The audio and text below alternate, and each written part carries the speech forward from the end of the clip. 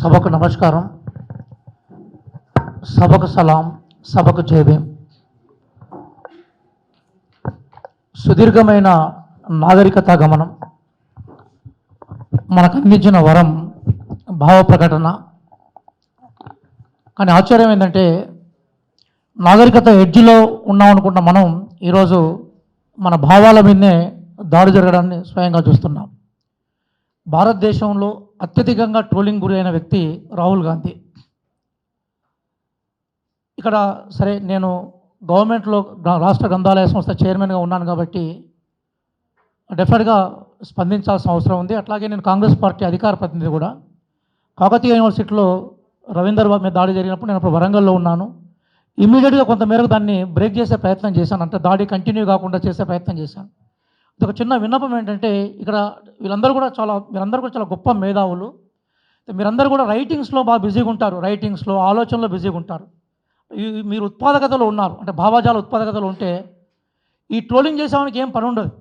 మీరు చాలా సీరియస్గా ఉంటారు. You are serious workers for the construction of and reconstruction of the civilization and productivity.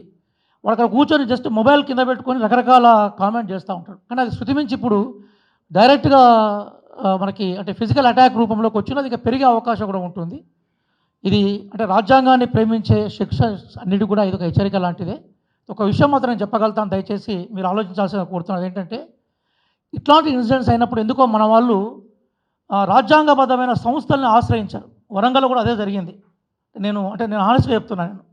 అంటే ఇమీడియట్గా మన మీద దాడి చేసిన వాడే మనకన్నా ముందుగా పోలీస్ స్టేషన్ పోతాడు, మనకన్నా ముందుగా ప్రెస్ మీట్ పెడతాడు, పబ్లిక్లోకి వెళ్తాడు. మన వాళ్ళు ఏం చేస్తూ ఉంటారంటే చర్చలలో మన వాట్సాప్లలో ఖండన మండనాల దగ్గర ఆగిపోతూ ఉంటారు. అది రైట్ కాదనేది నా అభిప్రాయం. దయచేసి ఇట్లాంటి ఇన్సిడెంట్ జరిగినప్పుడు ఎందుకోసం రాజ్యాంగం రక్షించబడ్డప్పుడు మాత్రమే మనందరం రక్షణగా ఉంటాం. సరే రాజ్యాంగాన్ని ఏ మేరకు అంగీకరించినా కూడా ప్రాథమికంగా అది రక్షణ వ్యవస్థని ప్రొటెక్షన్ చేస్తుంది. కాబట్టి ఇట్లాంటి ఇన్సిడెంట్ జరిగినప్పుడు ఇమీడియట్గా మనము చట్టబద్ధమైన అవకాశాలన్నీ తీసుకోవాలి. మేము స్టూడెంట్స్ లైఫ్లో ఉన్నప్పుడు కూడా ఒక ఆర్గనైజేషన్, ఒక విద్యార్థి సంఘం ఇట్లాంటి ఇష్యూస్ జరిగినప్పుడు ఇమీడియట్గా పోలీస్ స్టేషన్ పోయేది. బాధితులుగానే ఉండేవాళ్ళు. కాబట్టి నేనేమంటున్నానంటే చట్టబద్ధమైన అవకాశాలు ఏమున్నా కూడా మనం దాన్ని ఉపయోగించుకునే ప్రయత్నం చేయాలి. ఎందుకంటే రాజ్యాంగాన్ని ప్రేమించే వాళ్ళం మనం, రాజ్యాంగ విధ్వంసకులు వాళ్ళు. కానీ ఆచరణ విషయానికి వచ్చేప్పుడు రాజ్యాంగ వ్యతిరేకమైన అవకాశాలను వాళ్ళు ఉపయోగించుకుంటున్నారు.